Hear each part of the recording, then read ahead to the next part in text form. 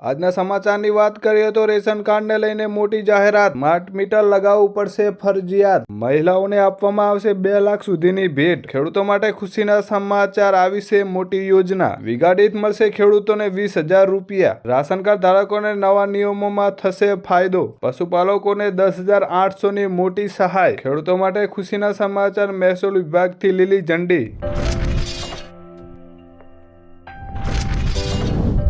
સ્વાગત છે દોસ્તો મારી આ યુટ્યુબ ચેનલ ઉપર તમામ મિત્રોનું। જ્યાં મિત્રો મુખ્યમંત્રી ભૂપેન્દ્ર પટેલ દ્વારા રેશન કાર્ડને લઈને મોટી અપડેટ આપવામાં આવી છે। જે અપડેટ શું છે તે અમે તમને જણાવીશું। જ્યાં મિત્રો મુખ્યમંત્રી ભૂપેન્દ્ર પટેલના નેતૃત્વ હેઠળ રાજ્ય સરકારે જી સફળ નામની એક નવી યોજના જાહેર કરવામાં આવી છે। આ યોજનાનો મુખ્ય ઉદ્દેશ અત્યોદય પરિવારને આવકમાં વધારવાનો અને તેમની આર્થિક સ્થિતિને સુધારવાનો તેમનો મુખ્ય લક્ષ્યાંક છે। આ યોજના આગામી 5 વર્ષમાં રાજ્યના 10 જિલ્લા, 25 તાલુકા અને 50,000 અત્યોદય પરિવારને આ યોજનાનો લાભ મળવાપાત્ર છે। આજીવન નિર્માણ ભાગરૂપે પરિવારને આવકના સ્ત્રોત ઊભા કરવા માટે 80,000 રૂપિયાની તેમને સહાય પણ આપવામાં આવશે। તમારે પણ આ યોજનાનો લાભ લેવો હોય તો તમે પણ અરજી કરી શકો છો મિત્રો। જ્યાં દોસ્તો કેટલાય મહિનાઓથી વિવાદિત ડિજિટલ મીટરનો હવે નિરાકરણ આવી ગયું છે।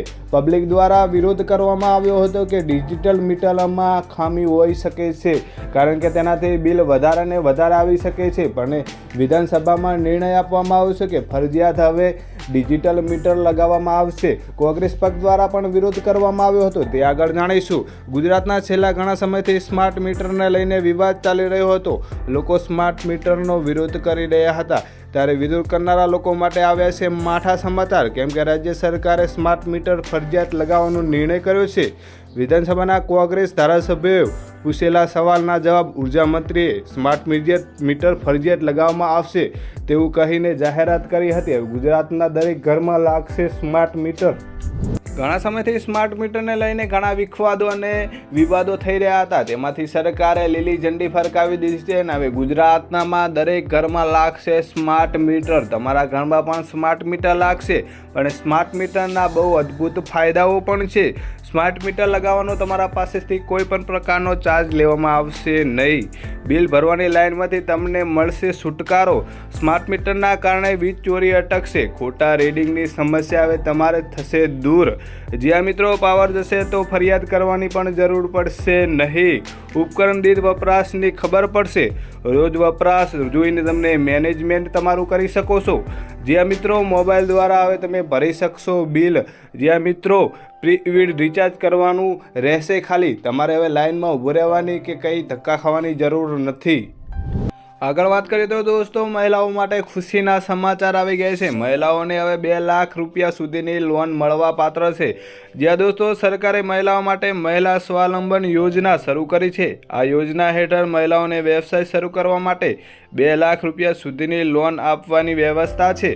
આ યોજના હેઠળ મહિલાઓને 307 વિવિધ પ્રકારના વ્યવસાયો માટે લોન ઉપલબ્ધ કરવામાં આવશે સરકાર દ્વારા, જેમાં બ્યુટી પાર્લર, દરજીકામ, મસાલા બનાવટ, અગરબત્તી, મોતીકામ, ભરત ગૂંથણ, દૂધ પ્રોસેસિંગ જેવા વ્યવસાયો સામેલ છે। દરેક પ્રકારના વ્યવસાય માટે 2 લાખ રૂપિયા સુધીની લોન મહિલાઓને આપવામાં આવશે મિત્રો। સમાચારની આગળ વાત કરીએ તો દોસ્તો ખેડૂતો માટે ખુશીના સમાચાર છે। જ્યાં દોસ્તો ખેડૂતો માટે ગોડાઉન બનાવવા માટે પહેલાં 75,000 રૂપિયાની સહાય મળવા પાત્ર હતી, હવે તેને વધારીને 1 લાખ રૂપિયા કરવામાં આવી છે। જ્યાં ખેડૂત મિત્રો અનાજ સંગ્રહ માટે મુખ્યમંત્રી પાક સંગ્રહ માળખું યોજના મહત્વપૂર્ણ બની છે। આ યોજના હેઠળ ખેડૂતને ખેતરમાં ઓછામાં ઓછા 330 ચોરસ ફૂટ ગોડાઉન બનાવી શકે છે, જેના સરકાર દ્વારા 50% અથવા 1 લાખ રૂપિયા સુધીની સબસિડી આપવામાં આવશે। અગાઉ આ સબસિડી માત્ર 75,000 રૂપિયા જ મર્યાદિત હતી, પરંતુ 2024-25માં તેમાં વધારો કરીને 1 લાખ રૂપિયા કરવામાં આવી છે। તમે પણ આનો લાભ લઈ શકો છો ખેડૂત મિત્રો। જ્યાં ખેડૂત મિત્રો તમારા માટે ખુશીના સમાચાર, જો તમે શાકભાજીની ખેતી કરતા હોય એ પણ રાસાયણિક ખાતર દવા વગરની, તો તમને મળવા પાત્ર છે 20,000ની સરકાર તરફથી સહાય। જ્યાં મિત્રો રાજ્ય સરકાર દ્વારા અમલમાં મુકાયેલી નવી યોજનાની માહિતી આપતા કૃષિ મંત્રી રાઘવ પટેલે જણાવ્યું હતું કે રાજ્યના દરેક નાગરિક રાસાયણિક ખાતર તેમજ જંતુનાશક દવાનો ઉપયોગ કર્યા વગરની શાકભાજીના પાક લે તો તેમને સહાય પૂરી પાડવામાં આવશે. શાકભાજીના પાકો પ્રાકૃતિક પ્રોત્સાહન આપવા માટે આ યોજના અમલમાં મૂકવામાં આવી છે. આ યોજના હેઠળ શાકભાજીના ખેડૂતોને પ્રોત્સાહન આપવામાં આવશે. જે ખેડૂત મિત્રો, જો તમે પણ પ્રાકૃતિક ખેતી કરતા હોય તો તમને સહાય મળવા પાત્ર છે. જે ખેડૂત મિત્રો, આવવા જવાનો ટ્રાન્સપોર્ટનો ખર્ચ અને બિયારણનો ખર્ચ પણ સરકાર દ્વારા આપવામાં આવશે. પ્રાકૃતિક ખેતીને પ્રોત્સાહન આપવા માટે પ્રતિ હેક્ટર દીઠ સરકાર દ્વારા 20,000 રૂપિયાની સહાય આપવામાં આવશે. અમલીકરણ માટે રાજ્ય સરકાર દ્વારા અંદાજપત્રમાં 1,00,000 રૂપિયાની ફાળવણી કરવામાં આવી છે, જેનો તમે પણ લાભ લઈ શકો છો. ખેડૂત મિત્રો, રેશન કાર્ડ ધારકો માટે ખુશીના સમાચાર અને ફાયદાના સમાચાર છે. તમે પણ KYC નથી કરી તો આ મહિને અને આવતા મહિને તમને પણ અનાજ મળશે. ગુજરાતમાં લાખો રાશન કાર્ડ ધારકોને રાહતના સમાચાર. જે રાશન કાર્ડ ધારકોને KYC બાકી છે એમને પણ હવે મફત રાશન મળશે.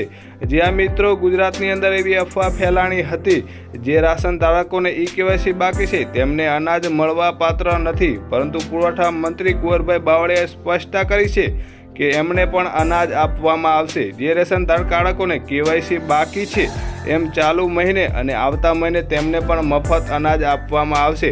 પરંતુ ગુજરાતના તમામ રાશન ધારકોને વહેલી સવારે કે ગમે ત્યારે KYC કરાવવી જરૂરી છે. જો રાશન કાર્ડ ધારક KYC નહીં કરાવે તેમને સરકારી લાભો મળવા પાત્ર રહેશે નહીં. જેથી વહેલી સવારે કે ગમે ત્યારે KYC કરવી જરૂરી છે. જ્યાં મિત્રો, તમે પણ પશુપાલક હોય તો તમને પણ મળી શકે છે વાર્ષિક 10,800ની સહાય. જ્યાં દોસ્તો, ગુજરાત સરકાર દ્વારા ગાય સહાય યોજના 2025ની જાહેર કરવામાં આવી છે. આ યોજના હેઠળ દરેક ગાય દીઠ 900ની નાણાકીય સહાય આપવામાં આવશે, જે વાર્ષિક મળીને 10,800 રૂપિયા થાય છે. આ સહાય ગાય સંભાળ ખર્ચ માટે મદદરૂપ થવા માટે આપવામાં આવે છે.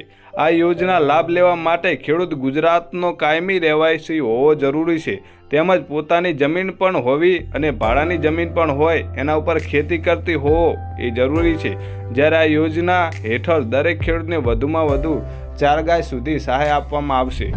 જે દોસ્તો, સમાચારમાં જો આગળ વાત કરીએ તો ખેડૂતો માટે ખુશીના સમાચાર મહેસૂલ વિભાગ તરફથી.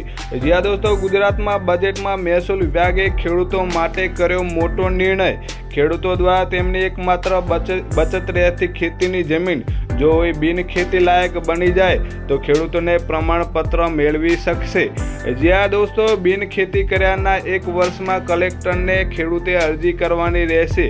પ્રમાણપત્ર મળ્યા પછી 2 વર્ષમાં નવી જમીન ખરીદી શકશે ખેડૂત તરીકે. જ્યાં દોસ્તો, ATMના નિયમોમાં થયો મોટો બદલાવ. હવે ટ્રાન્ઝેક્શન દીઠ તમારે 20 રૂપિયા નહીં પણ ચૂકવવા પડશે પૂરા 30 રૂપિયા. જ્યાં દોસ્તો, આગળ વાત કરીએ તો ATM ટ્રાન્ઝેક્શનને લઈને નવા ફેરફાર કરવામાં આવ્યા છે. આ મહિનાથી જ ATMમાંથી પૈસા ઉપાડવાનો નિયમ પણ બદલાઈ ગયો છે. હવે મેટ્રો શહેરના લોકો 3 ઉપર ટ્રાન્ઝેક્શન કરશે તો આ પછી દરેક ટ્રાન્ઝેક્શને 25 રૂપિયા કટ કરવામાં આવશે. અગાઉ આ નિયમ 20 રૂપિયાનો જ હતો, પણ હવે નિયમ બદલાઈ ચૂક્યો છે. આ ઉપરાંત જો તમે બીજા બેંકનું ATM યુઝ કરતા હોય તો પર ટ્રાન્ઝેક્શન 30 રૂપિયા ચાર્જ કાપવામાં આવશે દોસ્તો. જ્યાં દોસ્તો, તમે નોન મેટ્રો શહેરમાં રહો છો તો તમારી જોડેથી 5 રૂપિયા વસૂલ કરવામાં આવશે ટેક્સના રૂપમાં દોસ્તો.